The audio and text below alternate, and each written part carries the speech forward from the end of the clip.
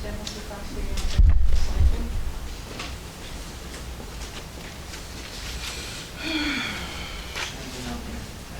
we should have a homework set due. If you would please go past that forward. Yeah, we can go over it. We have a little time for questions. You want to hang on to it while we go over it? That would be nice. Okay, so why don't you let me know what you'd like to look at? Well, I have a problem with number 6. Okay. I figure if I would've got 6, I could've got 7, so. Okay. Remind me which one that is. That's the two cards? Stuck with me for a while. I finally figured it out. Okay. Yeah. A lot of people. It's such a pain. Okay, let's look at that. This one is a little different style, and it's not exactly one we've done together. So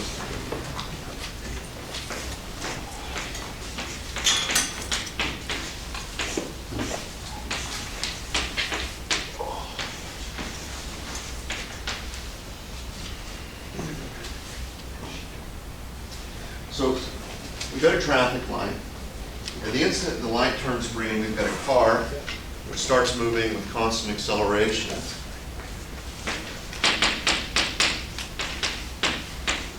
Its acceleration is going to be 4 meters per second squared. At the same instant,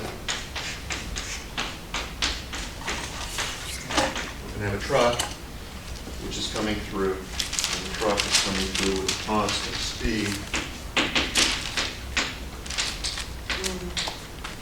20 meters per second. And the two questions, which as you noted correctly, are related to each other, are how far from the line are the two vehicles when the car passes the truck, and how fast is the car moving. So the difference between these is that we're going to set this one up with the initial velocity, but no acceleration, and on the other hand, the other one is initially going to be sitting still, but it's going to be speeding up. So if we think about this graphically, let's think about what the position versus time diagrams look like for each of these two objects. So at time 0, they're both starting off at the position of the stoplight, which you might think of as position 0. And for the car, well, let me do the truck first. For the truck, what is its progress on this graph going to look like? Straight line. Straight line. That's right. So that's fantastic. And the slope of that line, by the way, it represents what? What quantity? Yeah. What quantity does the slope of that line represent specifically? The speed of the car. The speed of the truck. That's exactly right. So the horizontal here, this is an idea that we're going to get a lot more mileage out of as we progress a little bit. The horizontal here is some change in time, and the vertical is some change in distance. So the slope of that line, the rise, the vertical change over the run, the horizontal change.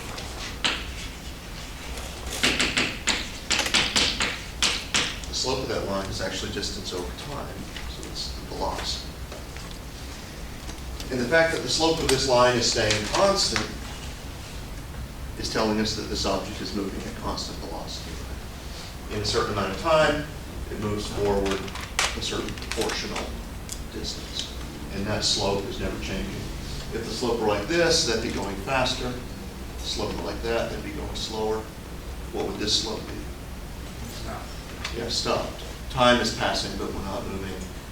We're not moving. If it was like this, that indicates that the velocity is what? Decreasing. Negative. Yeah, decreasing in a certain sense, yes. Increasing in magnitude, but decreasing in sign value. So this would be going backwards, this would be sitting still, this would be going forward, and this would be, we're staying constant in magnitude. Staying constant in magnitude, but moving backwards. Okay. Now, what about the car? What is its progress on this graph? Parabola. Parabola, that's right. So it's actually going to have a velocity, which is the slope of this graph, which is constantly changing. The truck had a positive velocity, a positive slope. It was a constant velocity. The car is going to start off with 0 velocity, but its velocity as time passes is going to be getting larger and larger and larger. Its slope is going to be getting steeper. So the trajectory of the car is going to be like that. Does that make good sense to everybody? At some moment right here, that's its slope, that's its velocity. At some moment right here, that's its slope. Shallower, steeper. The velocity of this one is increasing, becoming more and more positive. The velocity of this one, which is a positive number, is not increasing or decreasing. It's staying constant. And ultimately, there should be some moment, if this process continues, that the car catches up to the truck. And that's the point. That's the point we want to solve for. Exactly. So we can think that as a location that they meet. We can think of it as a time that they meet. And then at the time that they meet, we can also figure out what the slope of that line is. In other words, we can figure out how fast the car was going when. So let's set that up. We're going to do this using our kinematic equations. Both of these are constant acceleration cases. This one's a positive acceleration, this one's a 0 acceleration. So they both fit within our framework. We've got distance is initial velocity times time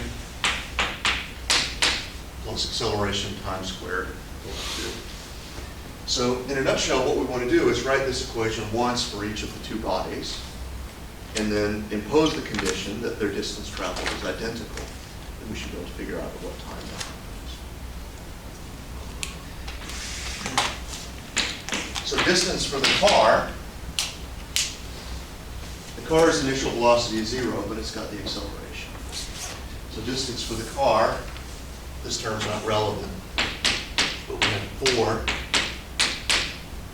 t squared over 2 for the car. Distance for the truck, it's got an initial velocity term, which is size 20 meters per second, about 40 miles an hour. 20 t, but then the at squared over 2 term is not relevant with the truck. Not very brief. And as expected, this is the equation of a line with 0 y-intercept. Y equals mx plus b. And sure enough, in the slope position is what? The velocity. That's what it is. This is quadratic equation of a parabola, also as anticipated. So what we want to do is force the distance traveled by the car to match the distance traveled by the truck. So we'll have the 4 over 2, let me just go ahead and call that 2t squared is equal to 20t. I have a question. Yep. Why, since t is above the 2, can you divide over 2 in the equation? Can you just move it to the side when you divide the 4? Whenever we've got a numerator and a denominator, remember, so we can think of this as 4 over 2 times t squared. Put the t squared over 1 if you like. Combine the denominators, combine the numerators. Anything that's in a numerator, we're multiplying by. Anything that's in the denominator, we're dividing by. It doesn't matter what order we perform those operations in. If, for example, we entered it on our calculator, if we had something on our calculator like 2 times 4 times 7 over 3 times 8. If we were entering that into our calculator, for example, everything that was in the top, we would put a multiplied by in front of. Everything that was in the denominator, we would put divided by. If I entered that into my calculator as 4 divided by 8, divided by 3 times 2 times 7, I would get the answer. If I entered that as 7 divided by 3 times 4 times 2 divided by 8, I would get the answer. Doesn't matter what order we do those things in. It's just that everything that's in the bottom gets a divided by. Everything that's in the top gets a multiplied by. And if you don't explicitly see something in the bottom, the thing in the bottom is just 1. So writing this as, this is actually a very common question. It's simple, but it's important. You can write that as a over 2 times t squared, or a t squared over 2, or 1/2 a t squared. Whatever. All of those things are completely identical to each other. Doesn't matter what order we do those things. As long as the stuff that's on the top is a multiplied by, and the stuff that's on the bottom is a divided by. And if you're not using parentheses explicitly when you're doing your calculator, you're going to make sure that every single thing in the bottom gets a divided by. In fact, get your calculators out for just a second.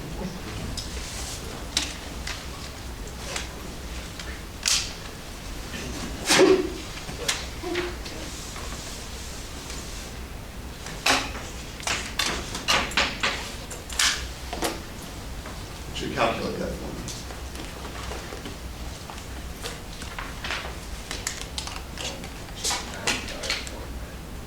Cool. You should have gotten something just a little less than 1. It's possible the most common way to get that wrong when you're calculating, let me make sure I was there. The most common way to get that wrong when your calculator is to come up with something a little closer to 10. If you came up with something a little closer to 10, let me tell you what you did. You said 6 divided by 2 pi.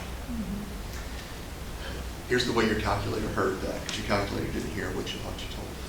The way your calculator heard that was 6 divided by 2 times pi. Because when you didn't put that thing explicitly, you just put the 2 and the pi next to each other, it implicitly put in a multiplication sign there for you. So what you need to do, there's 2 ways to do that, 2 ways to fix that on your calculator. Either write that as 6 divided by parentheses, 2 pi, close parentheses, check that, that'll work. Or, the thing that I would recommend is everything that's on the bottom gets a divided by. It doesn't matter what order you do it. 6 divided by 2 divided by pi. That'll get you to the right place the first time.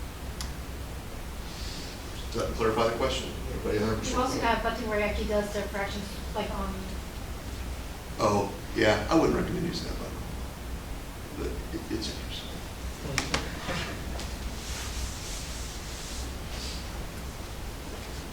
Okay. So back to where we were. So we got 2t squared equals 20t. Now, strictly speaking, that's a quadratic equation, right? We could use our quadratic formula to solve it. Do we need to do that? Much easier than that in this case. Why? What makes this easier than that? Strictly speaking, it is a quadratic formula, right? The highest, we have an inequality here. The highest power is squared. That means it's the quadratic formula is applicable. Why do we not need to pull out guns quite that heavy for this? Because it's pretty simple numbers. Okay, partly because it's pretty simple numbers, but above and beyond that. You can divide the t, which will cancel one of the. That's right. We can divide a t out of both sides. What is it specifically that's allowing us to divide the t out of both sides in this case that in a more general case wouldn't?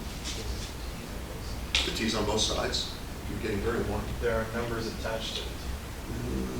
That's not much to do with it. The general quadratic formula is of what form? Ax squared plus bx plus c. Okay. So we've got whatever our variable is, whatever our unknown is, x, which in this case is literally t time. We've got it raised to the second power. We've got it raised to the first power, and we've got it raised to the zeroth power. Zeroth power means there's no t there at all. Right? This equation, does it have a square term? Yes. Does it have a linear term? Yes, first power, yes. Does it have a constant? No, zeroth power, no. If there were a constant, and don't write this down, but if, for example, there were plus 7 there, could I divide by t? No. Well, yeah, not fancy. I could divide by t, but I'd have to leave this as a 1 over t. I couldn't just divided t out of every term, it would be gone. The fact that there's no linear term there is what makes this simpler. In fact, the fact that there's no linear term there is a manifestation of the fact, if you like, that the equation for the truck had 0 y-intercept. In other words, it's a manifestation of the fact that they both started at the same point. The fact that they both started at the same point means that one of the possible times when they're at the same location is what time? 0. Times 0. In other words, what? This is a quadratic. It's always going to have two solutions. It may not both be real solutions, as we've seen. As long as we set the problem up physically, they'll be real solutions. And we can see explicitly in this case that there are two solutions, right? And by the way, our equations don't know that there was a stoplight. They don't know that the truck passed, they don't know that the car was sitting there before the light turned green. As far as they know, if the car was doing this after time 0, and it was doing the matching thing before time 0. As far as our equations know, the car was backing up, stopped momentarily, and then started moving forward. That's what we told our equations, by the way. They don't know anything. They just think time goes forward and backward forever. They don't know that the truck was sitting. And, or the car was sitting there. And the truck was like that. Sure enough, these equations, as we've set them up, do have two crossing points. Now, if we had shifted these a little bit, we could have made those two crossing points come together to a single point. If we shifted them so that they never touch, it would mean that our solutions to that equation system were what? What type of numbers? Yeah, imaginary. There'd still be two solutions, they just wouldn't exist in real time. Okay. But back to this, since both terms there have a t, we can just cancel a t out on both sides. Now we just have a linear equation to solve. And again, what that means is the fact that we could cancel out t is a manifestation of the fact that one of the roots of that equation is at t equals 0. What we're left with then, after we cross out the trivial t equals 0 solution, is 2 equals 20, 2t equals 20, or t is equal to 10 seconds. That makes sense. Now, we've got t. I don't think the homework actually asked for this, but another question that it could have asked was, where is it that the two objects meet? How would we get their meeting location? How would we get that? So the distance? Yeah, the distance. That is actually the question. Oh, that is actually the question? Oh, okay. It didn't ask for t? Mm-mm. Oh, okay. Well, we got t. Very good. And then we want to know the distance. How do we get that? Oh, you just plug it in the formula. Yeah, which formula? The easier one. Exactly. We're going to take the time, and the whole point is that both of these should give us the same number at that time. Let's check. 10 times 2 is 200. Okay. And 10 squared is 100. 100 times 4 is 400. They both have the same answer, which is 200. So the distance should be 200, and the speed of the car at t equals 10 seconds. Well, we're going to use v as being off, let's say t, right? So the initial velocity of the car is 0. The acceleration was 4 meters per second change in speed per second. And we're going to do that for 10 seconds. So 40 meters per second, about 80 miles an hour. So they're speeding, but maybe not too bad. It's not a school zone. Yeah, it's a stoplight on, once in a while they have those Autobahn. stoplights on the highway. Chuck must have cut him off. It's on the Autobahn. Autobahn, yeah, maybe. Is there a stoplight on the Autobahn? No. Not worried about that. I think it's at the beginning of the Autobahn. There we go. Speed is merging. Okay. Everybody good with that? Okay, let's get back to our trig a little bit.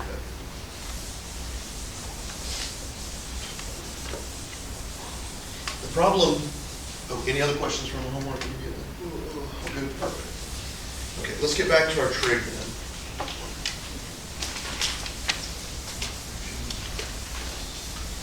And the problem that we were setting up last time was some sort of object. I think it was an arrow last time. Could be a baseball, for example. This could be a pitcher.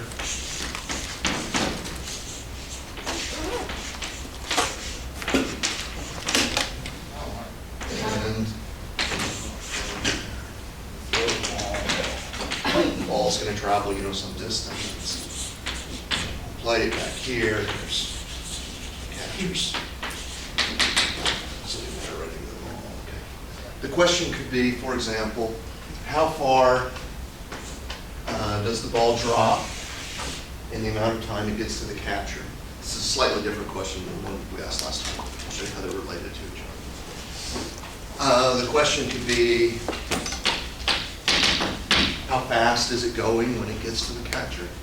The question could be, what is the angle at which it's traveling when it gets to the catcher?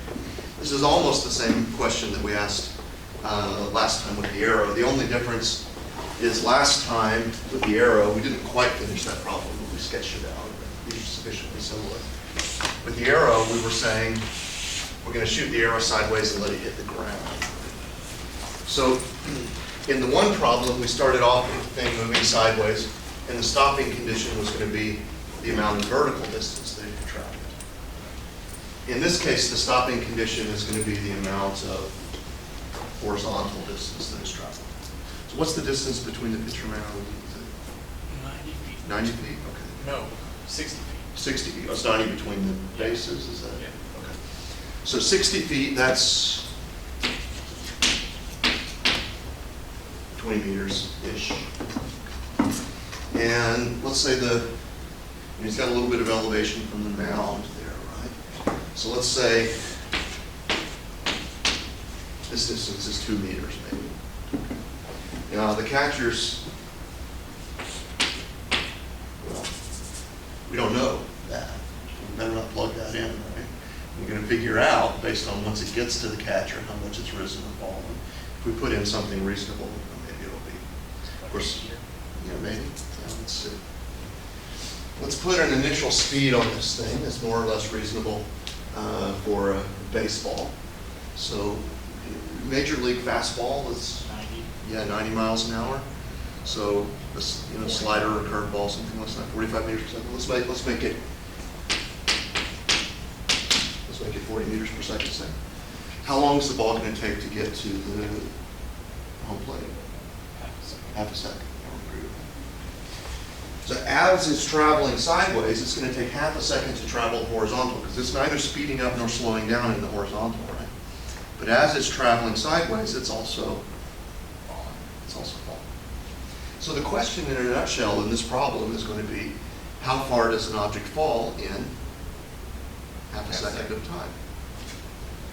So we're going to want ultimately to solve for that distance. The distance relative to the height where the ball started. It doesn't really matter so much ultimately what its height from the ground was. Right? We could call this 0, for example, and then the distance we solve for would be a downward distance, which would be negative. So let's do that. So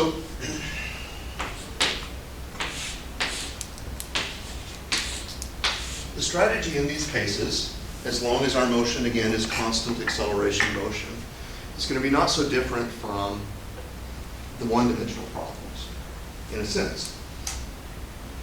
Except that it's kind of like two one-dimensional problems happening together. And all of the variables are separate for the x and the y, completely separate, except for the one variable that links them that carries neither an x nor a y index, and that's the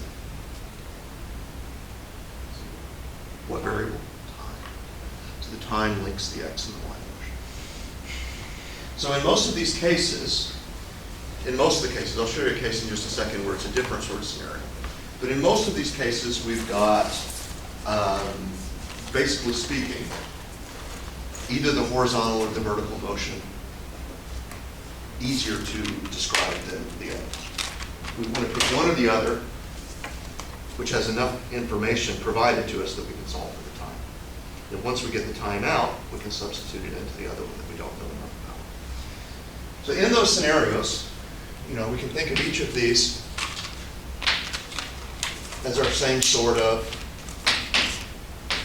give me 3, I'll give you 2 scenarios, because we've got 2 kinematic equations. And again, it kind of looks like 4, but 2 of them are just coming from rearranging the others. So let's get these up so we can reference them as needed.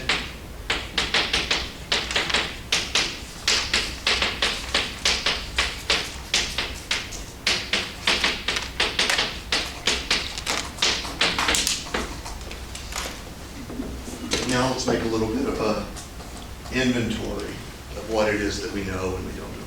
Before we even dive into that, can you figure out in this particular problem which of the motions, horizontal or vertical, is the simpler in some sense? Horizontal. Because we have a fixed traveling distance sideways, and that's going to let us figure out, as we already did, how long it's going to take to get to the plate. Just in this problem, where the arrow or the ball or whatever you would like is striking the ground, and we want to know how far it went, it's the vertical that's simpler, right? Because we know the falling distance, we can use that to get time, and then the question is, in that amount of time, how far sideways did you travel? So just kind of slightly opposite. Good. So let's set up what we know.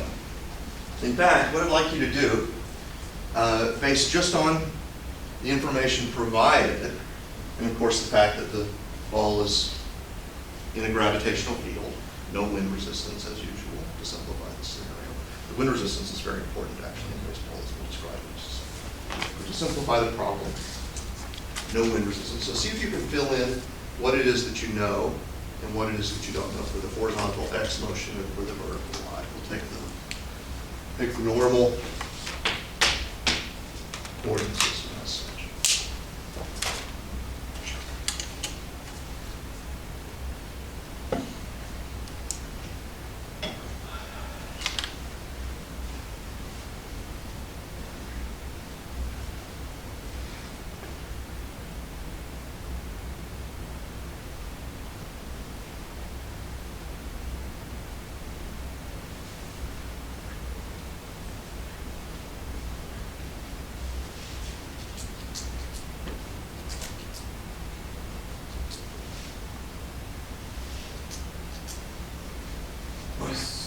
Assuming that we know the time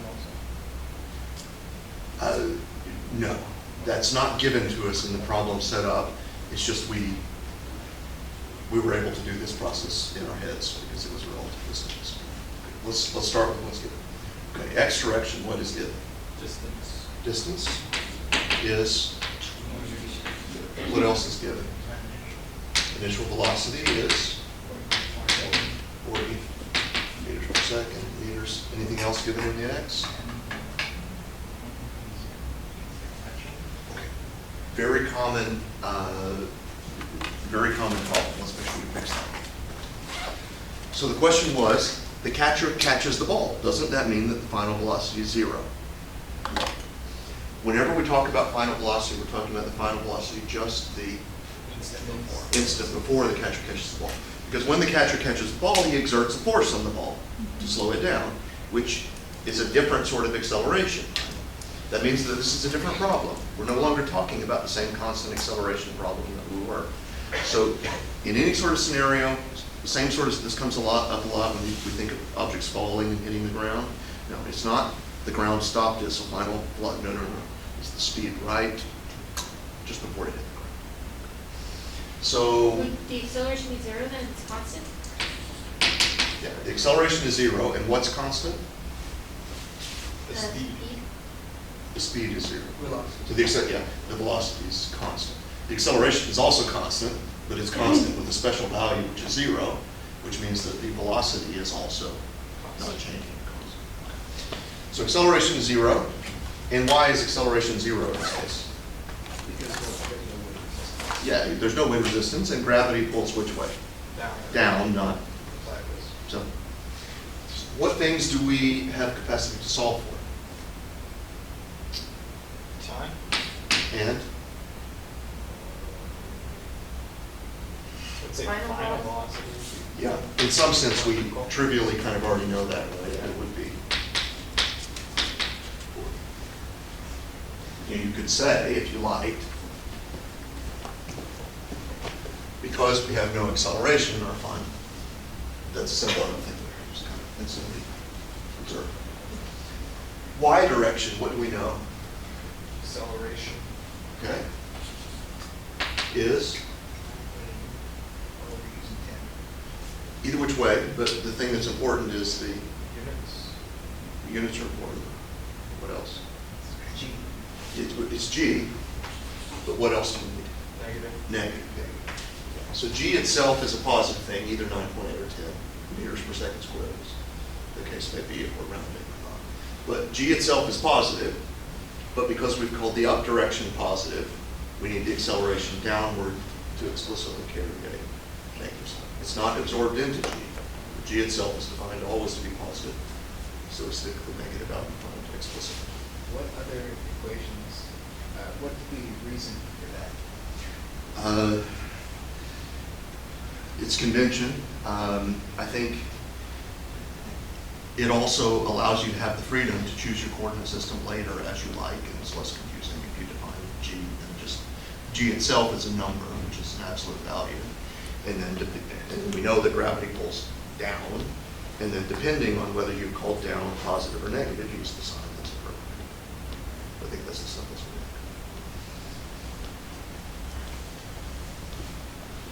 Okay, what else do we know in the Y direction? Initial distance or height. We do know the initial height in some sense, but is that useful to us?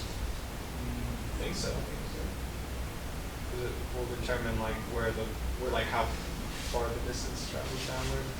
Does it? Is The that height- the acceleration? the final determine height. how far? What if these guys were standing on top of a building and their height was 600 meters from the tall building? I don't know what their buildings are. That's the better part of a mile. Their building. 100 How do we meters. figure out that last? Yeah. Yeah, coordinate. Does it? It should, because if it constantly moves to the left, you can tell at least when it will travel the 20 meters and how much distance it will have dropped in that time. Yeah. Okay. So we know that we're 2 meters above the ground, right? But what we want to know really is how far we fall relative to where we started, right? So knowing that we started 2 meters on the ground is not itself is what I'm trying to communicate. If these guys were each standing on a building and you defined the ground down there to be 0, then you would say, they're 102 meters above the ground, and then maybe now it's 101. What we're really interested in is the change. In fact, the simplest thing in some sense, I know I wrote that up, but it's just not real useful. The simplest thing in some sense might be to call this height 0. We can call height 0 wherever we like. In fact, that's really what we're going to do. If we call height 0 there, then we'll measure the distance relative to the starting point.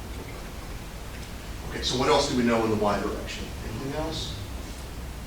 Initial is 0. That's right. How do we know that? I don't see that written anywhere.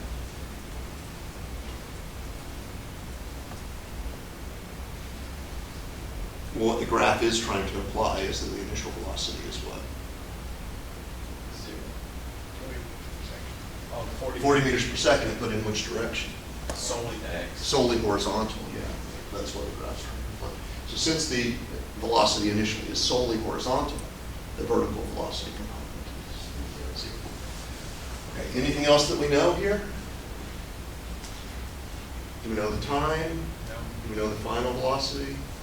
Do we know the distance traveled? We don't know any of that. So can we solve this system yet? No. Can we solve this system? Yeah.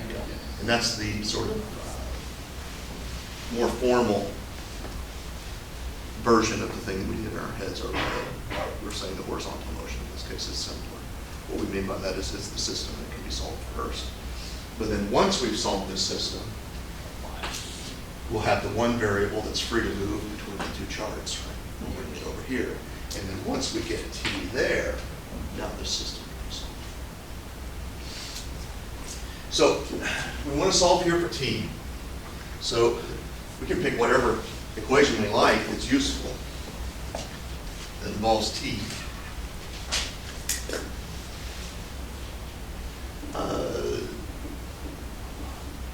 This one is not very useful, actually, because the coefficient there, a, is 0. That's just telling us fine when the initial velocity is the same. But this one will work just fine. It's just the normal distance is velocity times time. We did this in our heads and back. So since we had a distance of 20 meters divided by a speed of 40 meters per second,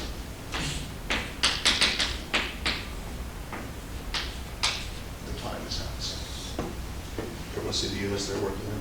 Meters cancels meters, and 1/second in the denominator is the same as second. So let's bring that over here. Half a second of time. We can solve for Vy final, and we can solve for distance traveled in y. Now the order in which we want to do that will depend a little bit on whether one or the other is simpler to get at first. The right questions to ask ourselves are, do we have an equation that refers to dy without referring to d? Do we? Yeah, which one? Oh, you're saying, never mind, it's the order. Do. Yeah, do we have an equation that refers to v but not t? Correct. Yeah, which one? The very first one. Yeah, that'll do the trick. No problem there. Do we have an equation that refers to d but not v? No. No. Well, not v fine. The second one doesn't refer to the velocity, the final Yeah, velocity. yeah, this would work. So in fact, in this case, we could either go this way or this way. Both of them work just fine. No question. Let's go ahead and do Vy is the initial y plus ayt. Maybe that's the most straightforward thing, but both ways are fine. So we've got Vy is equal to 0, and then let's call it, let's just call it minus 10 for simplicity's sake. Ay is minus g is 10. And then t is a half. So what do we end up with?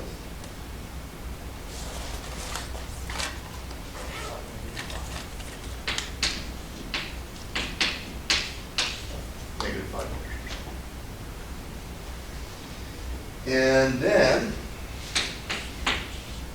dy is going to be essentially how far something falls in half a second when released from rest. At this point, we know everything except d, so any of these equations will work just fine. Might as well just use that. Which we could have done just as well first. So dy is the initial y t plus at squared over 2. The initial y is 0. A is negative 10. T is half. We're going to square that. And we're dividing by 2.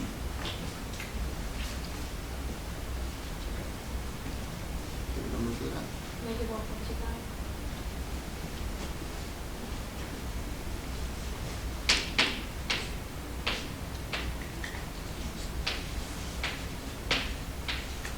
So the distance traveled relative to where we started is downward. In fact, if we use distance as our variable, it's always relative to where we started. In some sense, distance is that. It's where you end up relative to where you started. So relative to where we started, we went down 1.25 meters, which that's within our, I think that's within our expectations, right? So if the pitcher had thrown the ball perfectly horizontal, I would say that's in the strike zone. 40 meters per second. Dropped just over 1 meter.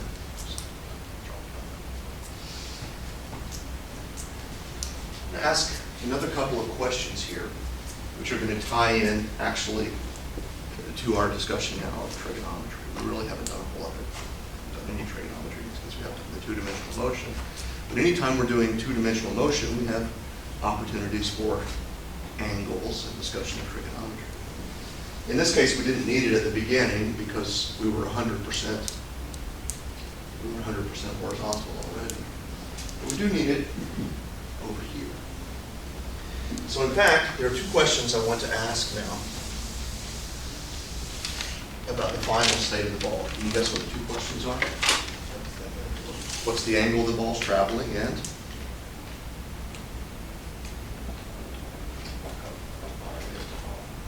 That we've already done. How what?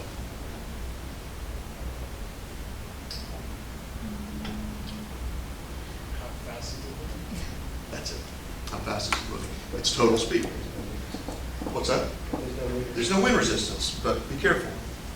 Do we know how fast it's going yet? No. We know how fast it's going, well, sort of. Sort of. We know how fast it's going sideways, and we know how fast it's going down. But it's doing both of those things at the same time, right? So what we really need to do is to draw a triangle here. We're moving sideways, and we're moving down.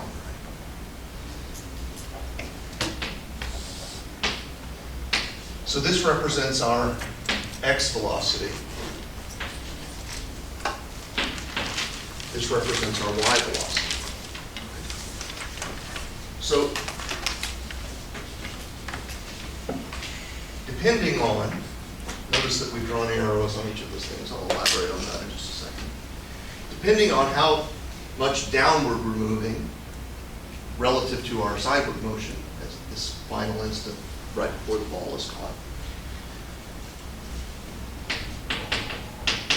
we'll have a certain projection for our total velocity, and we'll have a certain angle that represents that ratio. So what we want to solve for is this angle and this total velocity. Now let me say a couple things to you that are real important. Pay close attention. I'm going to define in a picture which angle it is that I'm asking for. And I'm going to follow the advice that I gave you before, that to whatever extent possible, we're going to work in the first quadrant. That means we're going to take angles between the range of 0 degrees and 90 degrees. Now, let me suggest something else to you here about the way that I frame the dimensions of this triangle. Final velocity in the x was what? 40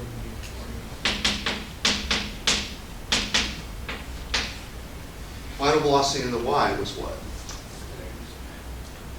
Where are we getting over there? -5 meters per second. -5 meters per second meant that the velocity was pointed which way? Down. I have indicated that by where I've drawn the arrow tail, right? And the fact that we're downward velocity. I'm not going to write -5 here. I'm just going to write the length of the side of the triangle. This is the way that I suggest you always do it. If you have a triangle, the triangle has lengths for each of its sides. Lengths of the side are intrinsically positive quantities.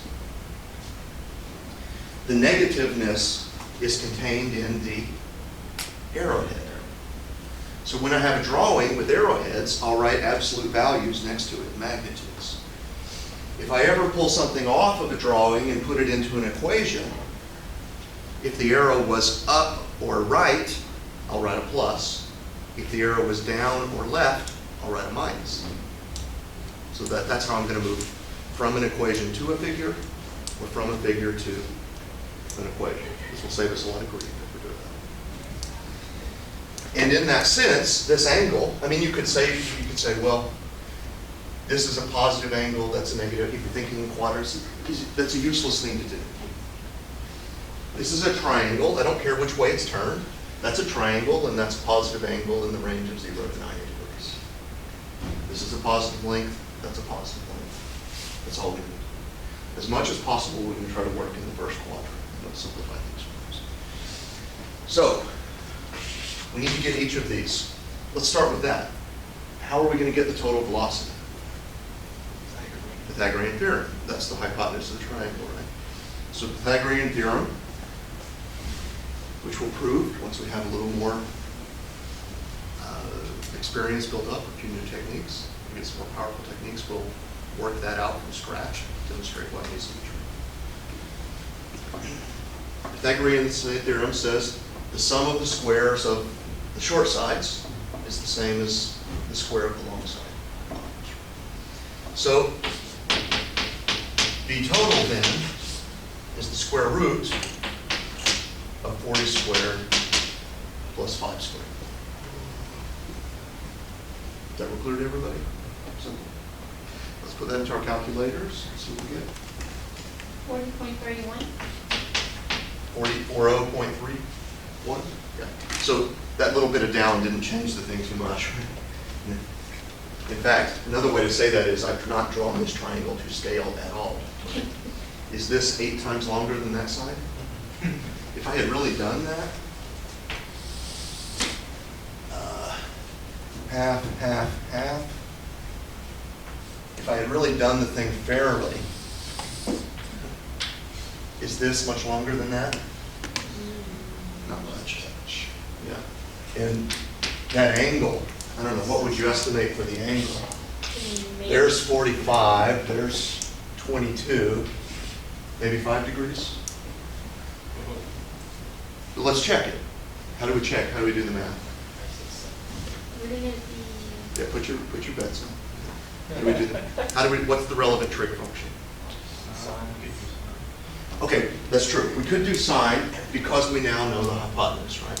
For that matter, we could do cosine because we now know the hypotenuse. I'm going to suggest, as a rule of thumb, if you can avoid using the thing you calculated and stick with the stuff you had originally, that's better.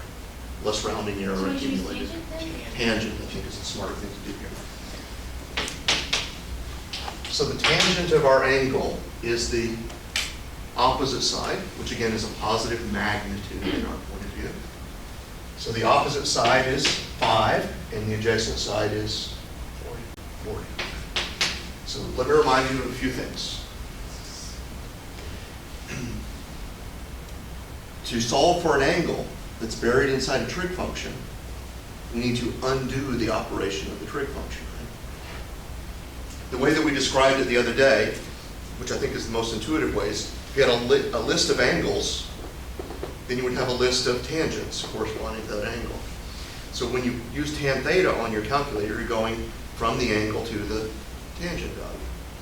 Sometimes you want to go from the known tangent value to the angle.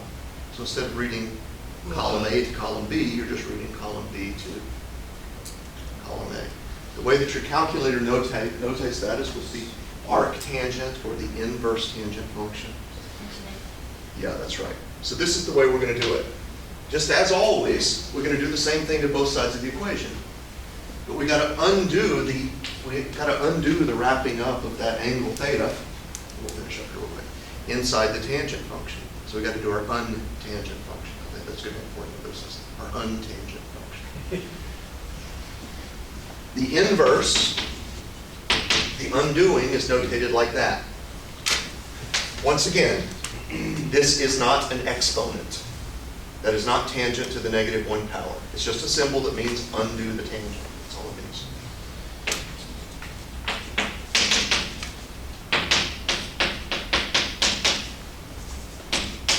So undoing what we did just leaves us with theta. So theta should be equal to this. What's our inverse tangent of 5 over 40? 7. Oh, you guys are good guessers. Had you peeked? 7 point what? 125. Perfect. Everybody happy with that for today? Okay, watch for the next homework set in your email. I think you need to come up with me and grab a copy of the current. Have a great weekend. Turn these in, right? Yeah, let's make a stack up here for what you finished, and we'll be wrapping up trig and radians and that sort of thing next week. Keep in mind, 1 week from Thursday, first exam. So this coming Thursday will be trigonometry in the recitation. The Thursday after that will be exam. Go for it.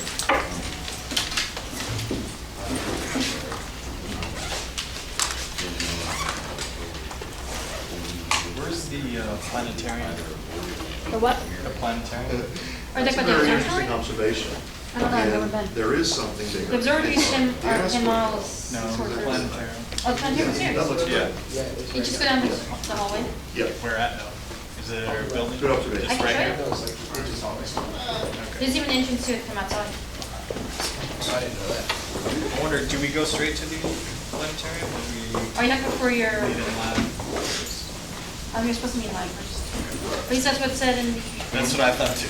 So I was just making sure. I wasn't there. So. Mine's on Fridays. No, we started the lab for astronomy. Oh, and you guys are wondering when you turn in here?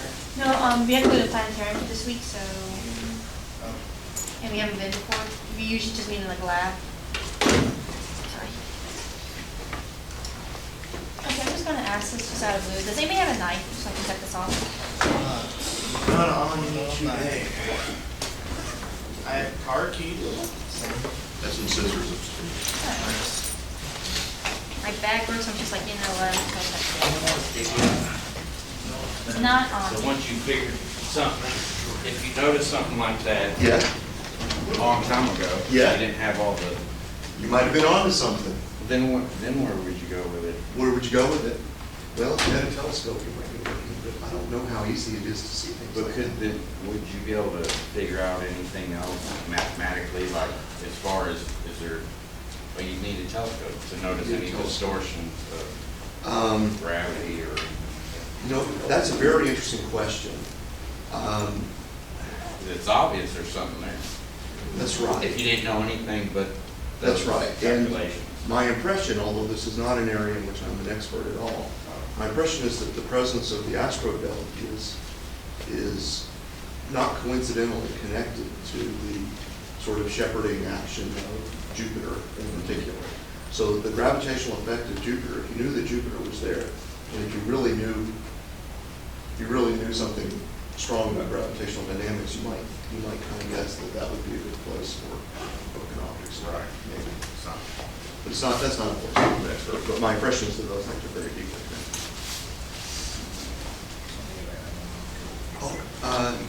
As long as you keep them stacked and dog-ear the corner, they're all, but I'll keep them safe. You notice when Mars and Jupiter space. Oh, that's what I'm talking Excuse me.